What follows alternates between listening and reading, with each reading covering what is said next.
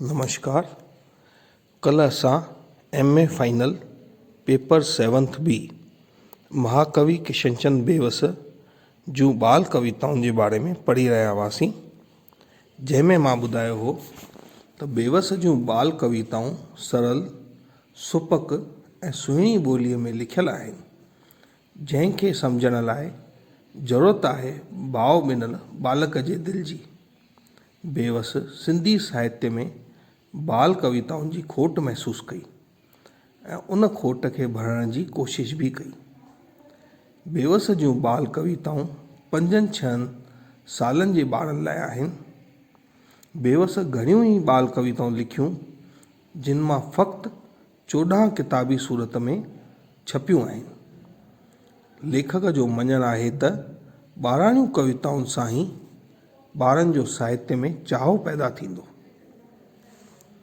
बेवस जे ॿाराणनि गीतनि जा विषय आहिनि बाग़, तारा, चंड, बादल, बिजली, बूंदूं, हवा, वण ऐं ॿूटा, गुल, पखी, जानवर, रेल, पींघ, फूकणो, वारीअ जो घरु वग़ैरह वग़ैरह। मां कल तव्हांखे पढ़ायो हो त बेवस कीअं घोड़े सां रांदि कंदे कंदे कविताऊं लिखियूं ऐं ॿार पंहिंजे वॾनि माइटनि खे घोड़ो ठाहे उन्हनि सां रांदि कंदा आहिनि, उन्हनि जे बारे में लिखियो। फूकरे जी कविताऊं लिखियूं। कल असां पढ़ियोसीं पई त बेवस जी बाल कविता सारंग ॿाराणी ॿोलीअ सां गॾु विंदुर ऐं सिख्या सां भरियल आहे। मींहुं वसण जो नज़ारो ऐं फ़ाइदा ॿुधाया अथई। बेवस लिखे थो, वण थी सावा ॿूर जलींदा, मेवा जाम उन्हनि में थींदा, घाह उभरंदो सावा, डोर कंदासे खाई जावा, पोख भली थींदी हेकांदी, खेत उपाए ॾींदा चांदी, सारंग जा रंग आहिनि रंगी, तनन तन लाए सारंगी। हिन कविता जो मतिलबु आहे त बारिश थींदी त हर हंधि सावक थींदी, घाह उभरंदो, ढोर खाई मौज माणींदा ऐं पोख ॾाढी भली वधीक थींदी, खेत चांदी वांगुरु चमकंदा। इहो भॻवान रंगीअ जा रंग आहिनि, इन जे बारे में ॿुधायो अथई। बालकियूं गुॾे गुॾीअ जी शादी रचाइनि त बालक संदसि रहण वारीअ जाइ ते गाॾी ठाहिनि, सरकारी मते ते कम जी विरासत ते कमु कंदा। जेतोणीकि ॿार इहे मता छा ॼाणनि, पर बेवस जूं पारखूं दृष्टियूं खां उहे ॿाहिरि रही न सघिया। लेखक शाइर लिखे थो, हिक ॿिए जे वाहर जी वेर, ॿार मची थी बीठा शेर, घटि वधि कम ते ध्यानु न ॾींदा, घरवारीअ जो वियाह ॾींदा।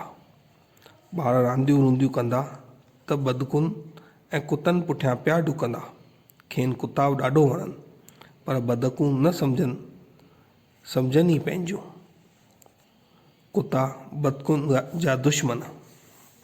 मूं पालियूं निपायूं ही पाबोह सां, न जल तिन खे ढोरी अची ढोह सां। कुतनि जी वेर ॾिसी चयईं, गुगदा मन खे साह प्यारो, कासायुनि खे मास प्यारो, मिड़वा मौत मलूक का शिकार, उल्टो दुनिया जो व्यवहार। जिन ॻाल्हियुनि मां माण्हुनि खे मज़ो अचे, मैसूमरा ॿारा उहे ॾिसी कौ खाइनि। बेवस संदसि कोमल दिलि जी तर्जुमानी कई आहे। इस्तलाह ऐं चवणियूं आलमाणा आहिनि ऐं न ॿाराणा। फुर्त छोकर में फुर्त ऐं चालाक हरफतनास छोकिरे जी होशियारीअ जी आखाणी ॿारनि लाइ ठाही अथई, जंहिंमें ॿारनि लाइ उणतुर आहे। पोइ छा थियो? मौजी गीतनि खां सवाइ बेवस जे शिरीन शहर में पिणु ॿाराणा बैत आहिनि, पर उहे वॾड़नि स्कूली विद्यार्थियुनि लाइ आहिनि।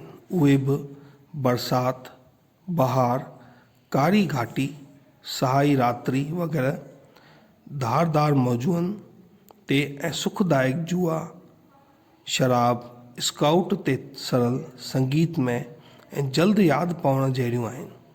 मुल्की प्यार सां भरियल राणो प्रताप सिंह बि आहे। हिन क़िस्म जूं कविताऊं सिंधीअ में फ़क़्ति बेवस ई लिखियूं आहिनि। मुखड़ीअ जी बेताबी, आङुरियूं ऐं मुंडी, टिंड ऐं माखीअ जी मख,